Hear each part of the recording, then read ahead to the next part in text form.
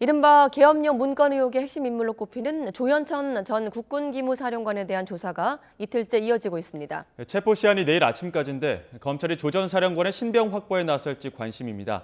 자세한 내용 취재기자 연결해 알아보겠습니다. 박정현 기자. 네, 사회 일부입니다. 네, 체포 시한 이제 얼마나 남은 겁니까? 네, 조현천 전 사령관이 어제 새벽 6시 반쯤 귀국과 동시에 체포됐으니까 체포 시한은 내일 새벽 6시 반 정도까지입니다. 이제 14시간 남았는데요. 인천국제공항에서 곧바로 검찰로 압송됐던 조 전 사령관은 이틀째 조사를 받고 있습니다. 조현천 전 사령관은 박근혜 전 대통령에 대한 탄핵 심판이 진행되던 지난 2017년 계엄령 문건 작성을 지시하고 한민구 당시 국방부 장관 등에게 보고한 혐의를 받습니다. 해당 문건에는 헌법재판소가 탄핵을 기각할 경우 촛불 집회가 더 커질 수 있으니 계엄을 선포하고 무장병력을 투입한다는 계획이 담겼습니다. 조 전 사령관은 또 계엄령 문건을 작성한 사실을 숨기기 위해 관련 조직 이름을 허위로 꾸며내고 문서 제목을 바꾼 혐의도 받습니다. 조 전 사령관은 혐의를 대체로 부인하고 있는 것으로 파악됐습니다. 네, 그럼 앞으로 검찰 수사는 어떻게 진행될까요?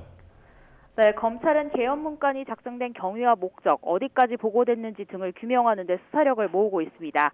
내란 음모죄를 적용할 수 있느냐가 관건인데 이를 위해선 단순 문서 작성을 넘어 구체적인 실행 계획 등이 있었다는 사실을 입증해야 합니다.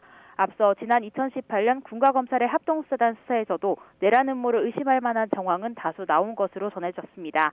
하지만 핵심 인물인 조 전 사령관이 출국해 조사가 불발되며 당시 수사는 기무사 장교 3명을 재판에 넘긴 채 마무리됐습니다. 조 전 사령관이 돌아온 만큼 수사가 어디까지 뻗을 수 있을지 관심입니다. 앞서 이 의혹과 관련해 허위 공문서 작성 등 혐의로 벌금형을 확정받은 소강원 전 참모장의 판결문에는 조 전 사령관이 해당 문건의 작성을 직접 지시하면서 장관으로부터 지시를 받았다고 말했다는 내용이 적시됐습니다. 또 당시 조 전 사령관이 수차례 청와대를 드나든 사실도 확인됐는데요. 검찰은 필요할 경우 박근혜 전 대통령 등 윗선에 대한 조사도 배제하지 않겠다는 입장입니다.